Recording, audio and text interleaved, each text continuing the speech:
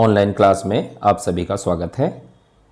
आज हम 9th class का तीसरा लेसन केमिस्ट्री का करने जा रहे हैं, परमाणु एवं अणु, एटम्स एंड मॉलिक्यूल्स। तो चलिए शुरू करते हैं। सबसे पहले इसमें हमारे पास जो डेफिनेशन स्टार्ट होती है वो है रासायनिक संयोजन के नियम।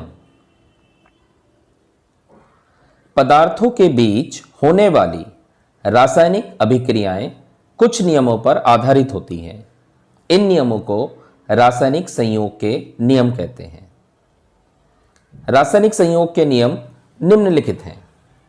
सबसे पहले जो नियम आता है वो आता है द्रव्य की अविनाशिता का नियम, law of conservation of mass. द्रव्य अविनाशी है, द्रव्य को न तो नष्ट किया जा सकता है और ना ही उत्पन्न किया जा सकता है। अतः किसी भी रासायनिक अभिक्रिया में भाग लेने वाले पदार्थों के कुल द्रव्यमान तथा रासायनिक अभिक्रिया के फलस्वरूप बनने वाले पदार्थों के कुल द्रव्यमान में कोई अंतर नहीं होता। यानी क्रिया से पहले जितना द्रव्यमान होगा, क्रिया के बाद भी द्रव्यमान उतना ही होगा, ये घटते बढ़ते नहीं है। अब आते हैं हम डाल्टन के परमाणुवाद के आधार पर द्रव्य की अविनाशिता के नियम की व्याख्या। तो डाल्टन के परमाणुवाद के अनुसार सभी पदार्थ अपने अवयव तत्वों के परमाणुओं से ही मिलकर बने होते हैं तथा परमाणु न तो नष्ट किया जा सकता है और न ही उत्पन्न किया जा सकता है। अतः परमाणु से निर्मित द्रव्य को भी न तो नष्ट किया जा सकता है और न ही उत्पन्न किया जा सकता है। यही द्रव्य अविनाशिता का नियम है। नाम से पता लग रहा है द्रव्य अविनाशी। नेक्स्ट आता है स्थिर अनुपात का नियम।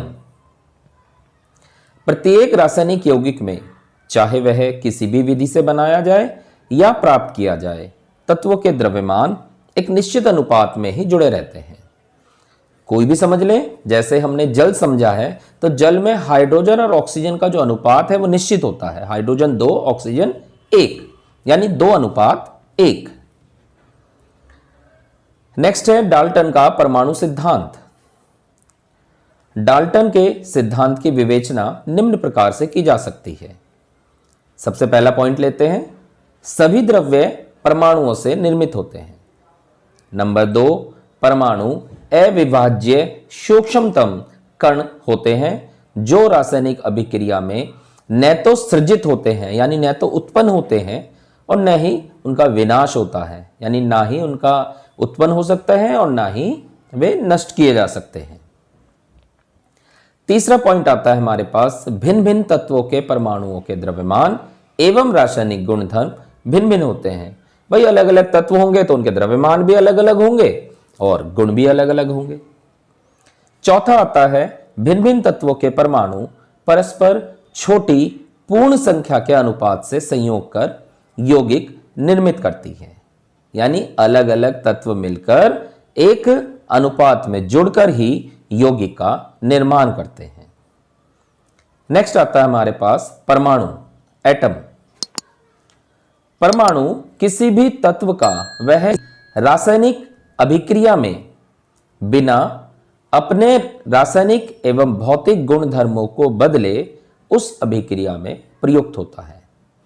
इसे किसी भी शक्तिशाली सूक्ष्मदर्शी से भी नहीं देखा जा सकता और इसकी त्रिज्या को नैनोमीटर में नापते हैं। नैनोमीटर मतलब 1 नैनोमीटर बराबर होता है 10⁻⁻9 मीटर। फिर नेक्स्ट आता है प्रतीक, सिंबल। किसी तत्व के पूर्ण नाम के संक्षिप्त रूप को उस तत्व का प्रतीक कहते हैं। जैसे हाइड्रोजन है, उसे हम H से डिनोट करते हैं, एल्युमिनियम को Al से, कोबाल्ट को CO से प्रदर्शित करते हैं। यानी तत्व का पूरा नाम ना लिखकर उसके केवल शुरू के 1 या 2 डिजिट संक्षिप्त में अंग्रेजी वर्णमाला का लेते हैं। नेक्स्ट आता है हमारे पास परमाणु भार, एटॉमिक वेट। किसी तत्व का परमाणु भार वह संख्या है जो यह प्रदर्शित करती है कि उस तत्व के एक परमाणु का औसत भार कार्बन 12 के एक परमाणु के 1/12 से कितने गुना भारी है। ये जरूरी नहीं है ये कार्बन से ही होता है, हम इसे ऑक्सीजन से भी बता सकते हैं, हम इसे नाइट्रोजन से भी बता सकते हैं। ठीक है, तो ये अलग अलग तत्वों के हिसाब से इसकी डेफिनेशन अलग अलग हो जाती है। इसके बाद अगला आता है हमारे पास पॉइंट, ग्राम परमाणु भार। नाम से पता लग रहा है ग्राम परमाणु भार, यानी परमाणु भार को ग्राम में बदल दें, या परमाणु भार को अगर ग्राम में लें तो इसकी डेफिनेशन क्या हुई, किसी तत्व के परमाणु भार को यदि ग्राम में व्यक्त किया जाए तो वह उसका ग्राम परमाणु भार कहलाता है। इस तरह से आज हमारी डेफिनेशन यहां कुछ कंप्लीट हो गई है। आपको क्या करना है, इसे कॉपी में नोट करना है और उसके बाद आप इसे याद करेंगे। कोई समस्या है तो आप पूछ सकते हैं। Thank you.